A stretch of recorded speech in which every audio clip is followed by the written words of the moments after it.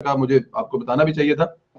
मेरे तो वो मुर्शद थे और मुझे तो बड़ा प्यार था उनसे, बल्कि मैं अगर ये कहूं कि मेरे वो बाप की तरह थे, जितना प्यार और मोहब्बत मिला। अल्लाह ताला की जात ने दुनिया से जाने के बाद इतना करम किया, इतनी मेहरबानी की।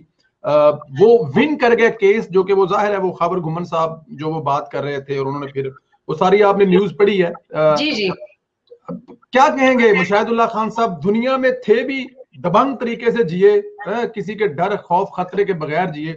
अब वो हम में नहीं है तो भी दबंग तरीके से जी रहे हैं। क्या कहेंगे उनके जाने के बाद उनकी इस फतह पर? देखिए, मुशाहिदुल्लाह साहब तो मेरे भी बहुत, मेरे लिए भी ज़ाती तौर पे मेरा उन्होंने बड़ा हौसला बढ़ाया। और मैं एक अगर ऐसे आपको एक बात आज अगर बता दूं, ये माफी पहले आपसे कि मैं आपको इंटरप्ट कर रहा हूं। जी जी जी। आपके साथ प्रोग्राम करने के लिए और आपका नंबर और आपके साथ गाइड करने के लिए भी मैं ये तो शायद आपको नहीं बताया था कि मुशाहिदुल्लाह खान साहब ने मुझे रेफर किया था। मुशाहिदुल्लाह साहब और मेरी बहुत ज्यादा गहरी दोस्ती थी, और मुझे कभी नहीं लगा कि उनसे बात करते हुए कि इतना बड़ापन था उनका, कि मतलब इतना एक बुजुर्ग सिर्फ उम्र के लिहाज से नहीं, लेकिन तजुर्बे के लिहाज से, उनकी नॉलेज के लिहाज से, अदब, शायरी हो, हिस्ट्री हो। लेकिन उनके साथ मैं, मेरे लिए तो बड़ा ये असासा है जिंदगी का, कि उनके साथ जो मतलब मजा आता था बात करने का। एक इंटेलेक्चुअल लेवल ही उनका डिफरेंट था, और बहुत ही अच्छी तरीके से। लेकिन कभी भी ये महसूस नहीं हुआ कि कोई आपको लेक्चर दे रहा है। बड़ी ही वो बराबरी की लेवल पे आपको बातें, मतलब आपसे बड़ी मजेदार वो कॉन्वर्सेशन करते थे, लेकिन साथ साथ आपका हौसला बढ़ाते थे। मतलब उन्होंने मुझे जिस तरह से, मेरा ख्याल है कि कोई मेरी कोई बहुत करीबी सहेली ने भी इतना मेरा हौसला नहीं बढ़ाया। और वो मुझे ये कहते थे कि तुम जो कर रही हो, बिल्कुल कभी अपने को शक, डाउट ना करना।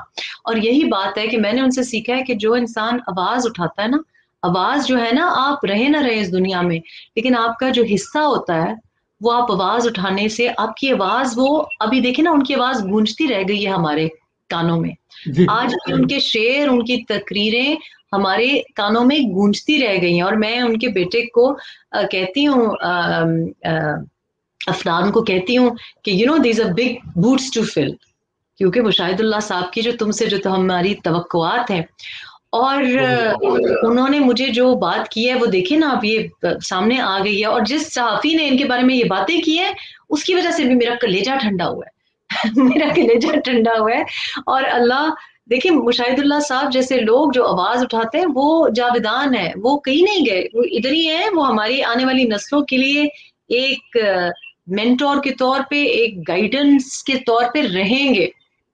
मतलब मैं अब भी वापस जा जाके उनकी तकारीर पुरानी भी सुनती हूँ, और अभी भी आप यकीन करें, मुझे इतना वो होता है, क्योंकि जब मैं जब ट्विटर उनका देख लेती हूँ, क्योंकि मुझे, या उनका नाम सामने आ जाता है, अक्सर आ जाता है, तो मुझे मुझे यकीन नहीं आता, क्योंकि वो इतने आखिरी वक्त कितने अलाइव थे। उनकी जो बातें थी वो इतनी, लगता नहीं था कि आप किसी ऐसे शख्स से बात कर रहे हैं जो कि बहुत अलील है या बहुत बुजुर्ग हो गया है। वो उनमें एक एक मतलब एक जिंदगी थी, एक एक लाइवलीनेस थी।